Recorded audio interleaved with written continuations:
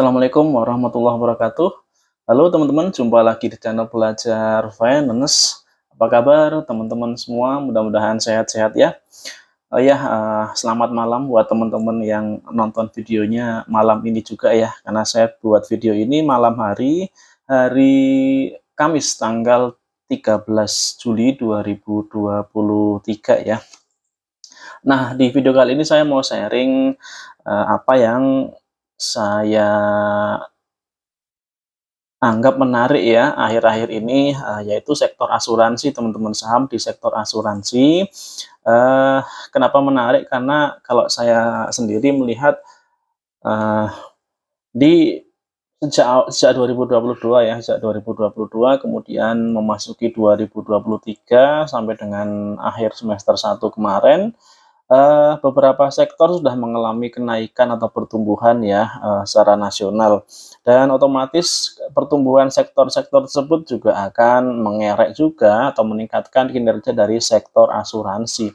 Misalnya saja, sektor otomotif yang terus tumbuh ya, dan di tahun ini juga tumbuh di atas 10%, kemudian transportasi, baik itu transportasi logistik atau transportasi barang ya, baik dengan pelayaran, penerbangan, maupun lewat darat, dan juga transportasi penumpang.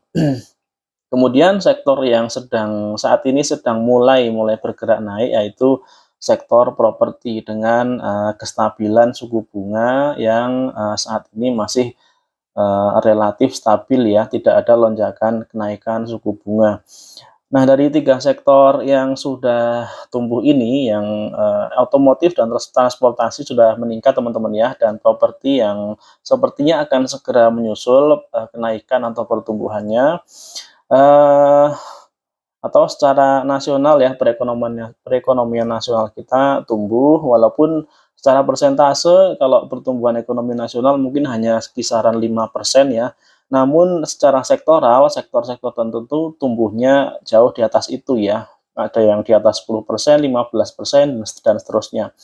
Maka dengan kenaikan sektor-sektor tersebut, akan menaikkan juga pendapatan perusahaan asuransi ya, dengan peningkatan penerimaan premi asuransi.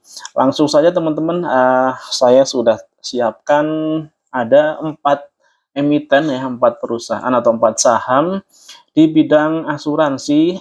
Saya filter pakai rules PBV yang di bawah 1, dan juga margin laba bersih di atas 10% ya. Saya ulangi, PBV-nya kurang dari 1 dan net profit margin-nya di atas 10%. Nah, dari filter tersebut muncul 4 saham teman-teman ya. Yang pertama Tugu, yang kedua ASDM, Asuransi Dayin Mitra ya. Lalu yang ketiga PNLF atau Panin Finansial, yang keempat Paninvest Tbk. Nah, bidang asuransinya dari keempat emiten tersebut secara umum di bidang asuransi umum ya, kecuali PNLF atau Panin Finansial itu di asuransi jiwa. Untuk Tugu lebih fokus ke asuransi umum di bidang migas dan energi ya. Tugu merupakan anak perusahaan dari PT Pertamina, anak perusahaan BUMN. Kemudian ASDM, Asuransi Dayin Mitra, di bidang asuransi umum ya, misalkan atas kerugian karena kebakaran dan sebagainya. Kemudian Panin Finansial, PNLF, bergerak di bidang asuransi jiwa melalui anak perusahaannya ya, yaitu PT Panin Anugrah Life. Sedangkan Panin Finansial sendiri saat ini lebih fokus ke jasa konsultasi manajemen dan juga keuangan teman-teman. Jadi untuk asuransi jiwanya diserahkan ke anak perusahaannya ya. Kemudian dari grup Panin juga, yaitu kode sahamnya PNIN atau Paninvest Tbk, itu juga di bidang asuransi umum yang didelegasikan lewat anak perusahaannya ya. Jadi Panin ini memiliki beberapa perusahaan, dan salah satunya bidang usahanya adalah asuransi ya.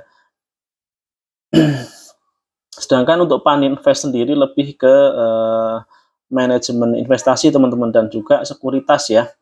Oke, kita lanjutkan ke rasio PBV-nya teman-teman. Nah, PBV-nya keempatnya ini di bawah 1 ya, dan ini PBV saat ini atau PBV aktual ya, yang terkecil adalah PBV-nya Paninvest ya, PNIN ya, dengan 0,2 kali, sedangkan yang lainnya untuk Tugu 0,5, ASDM 0,49, Panin Life atau PNLF 0,35 ya.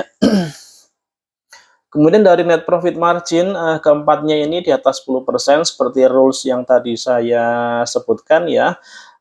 Dimulai dari Tugu 11,22% net profit margin untuk tahun buku 2022 teman-teman. Kemudian ASDM margin laba bersihnya 10,07%. Lalu Panin Finansial PNLF 87,21, kemudian yang terakhir Paninvest 52% untuk net profit margin di tahun buku 2022. Lalu saya mau soroti juga tentang catatan EPS dari masing-masing emiten tersebut teman-teman ya, dimulai dari tahun 2022 sampai dengan tahun 2023 yang disetahunkan ya. Lah dari angka EPS mungkin kita fokus saja ke yang kinerjanya stabil dan meningkat teman-teman ya, EPS-nya dari tahun ke tahun. Nah, di situ peningkatan yang konsisten terlihat di Tugu ya, di saham Tugu, di emiten Tugu, terus meningkat dari tahun ke tahun ya.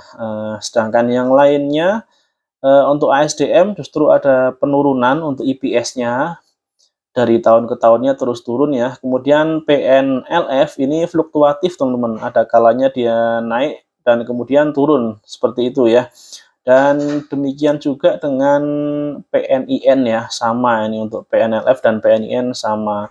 Jadi yang konsisten bertumbuh dari segi EPS-nya kalau kita lihat dari 4 saham ini adalah saham dari perusahaan Tugu ya.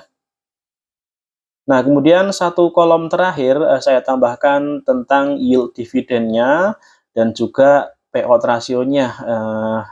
Dari keempat saham itu yang membagikan dividen secara rutin adalah Tugu dan ASDM teman-teman. Tugu dividen yield-nya di tahun terakhir adalah 2,87% dengan payout rasionya 40% ya. Kemudian ASDM dividen yield-nya 7,02% dengan dividen payout rasio 68% ya. Dividen payout rasionya lebih besar ASDM ya dibandingkan dengan Tugu, sehingga yield-nya juga lebih besar untuk ASDM ya dibandingkan dengan Tugu teman-teman.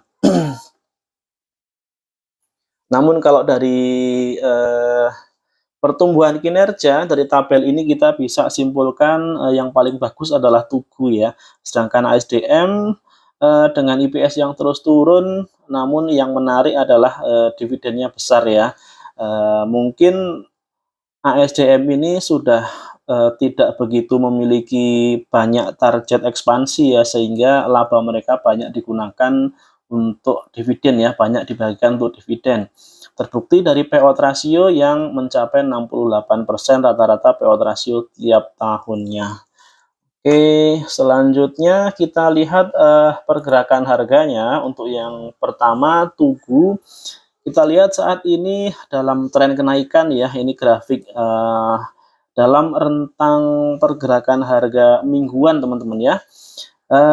Grafik atau garis berwarna biru itu adalah pergerakan harganya, kemudian warna hitam itu garis moving average 5, yang warna kuning itu moving average 20, dan yang warna merah itu moving average 50 teman-teman ya, terlihat ya. Nah, untuk saham Tugu harganya saat ini sedang naik ya, harga hari ini di 1360. Kita lihat MA5-nya sudah cukup lama bergerak di atas MA20 dan 50 ya, dan terus melanjutkan uptrend-nya. Tentunya untuk teman-teman yang menggunakan metode swing trading ini sedang bagus ya untuk di saham Tugu ini. Jadi sedang cocok untuk di swing trading nih teman-teman untuk Tugu ya, tentunya dengan memperhatikan money management yang ketat ya, jangan dilakukan pembelian sekaligus, tapi kalau saran dari saya sih, secara bertahap pembeliannya untuk mengantisipasi jika harga sahamnya turun agar teman-teman masih memiliki kesempatan atau masih memiliki dana untuk melakukan averaging down, terutama dengan dilandasi keyakinan tentang kinerjanya yang bagus ya di emiten ini. Kemudian untuk ASDM, pergerakannya relatif terbatas ya, dan saat ini posisi MA5-nya memang di atas MA20 dan 50, namun cenderung turun ya dalam 1 minggu terakhir, dan turunnya cukup dalam, minus 5,5. Kemudian untuk PNLF, dia sedang menguji untuk bergerak naik. Apakah nanti akan crossing di atas MA20? Jika itu bisa crossing, mungkin ada peluang yang bagus ya. Nanti kita lihat apakah akan melanjutkan kenaikannya di atas 318 menuju ke 400, teman-teman. Dan kalau kita lihat secara volume ada peningkatan ya, di mulai bulan Juni ada peningkatan volume transaksi. Kita bandingkan juga dengan ASDM dan juga Tugu, terlihat memang mulai sekitar bulan Juni ada kenaikan volume transaksi, teman-teman. Dan yang terakhir PNIN, untuk PNIN ini juga masih mencoba untuk melakukan uptrend-nya, melanjutkan uptrend-nya, dan terakhir di harga 1125. Jika dilihat dari harga 1 minggu terakhir turun 0,4% ya. Harganya masih di bawah MA20, teman-teman. Jadi ini cukup sideways. Namun ada yang menarik jika kita lihat secara umum bahwa PNLF dan PNIN, jika kita lihat lagi grafiknya, sedang ada pantulan sedikit ke atas ya di sekitar awal Juli ini ya, mulai Juni dan Juli. Apakah ini ada hubungannya dengan saham grup Panin yang lain, misalkan Cevin ya, Kelipan Finance, yang mulai bulan Juni memang mulai triwulan kedua ya, mulai triwulan 2 2022 kenaikannya sangat tinggi, sangat kenceng. Nah, silahkan bisa dinilai lebih lanjut, teman-teman ya. Karena memang tidak menutup kemungkinan pergerakan harga suatu saham dipengaruhi oleh harga saham di perusahaan lain yang satu grup dengan perusahaan tersebut, teman-teman. Oke, itu dia teman-teman untuk sharing saham kali ini tentang saham-saham sektor asuransi ya, yang saya filter berdasarkan PBV di bawah 1 dan margin laba bersihnya di atas 10%. Ada beberapa saham yang lain juga ya di sektor asuransi ini, misalkan AMAK ya, asuransi multi arta. Namun nggak masuk ke sini karena PBV-nya sudah di atas 1, walaupun ada yang menarik juga dari sisi dividen untuk AMAK ya, dividennya cukup besar di atas 5%. Mungkin itu dulu, mudah-mudahan bermanfaat. Kalau ada pendapat, opini silahkan disampaikan. Ada salah kurangnya saya minta maaf. Kita jumpa lagi di video berikutnya. Terima kasih yang sudah nonton. Assalamualaikum warahmatullahi wabarakatuh.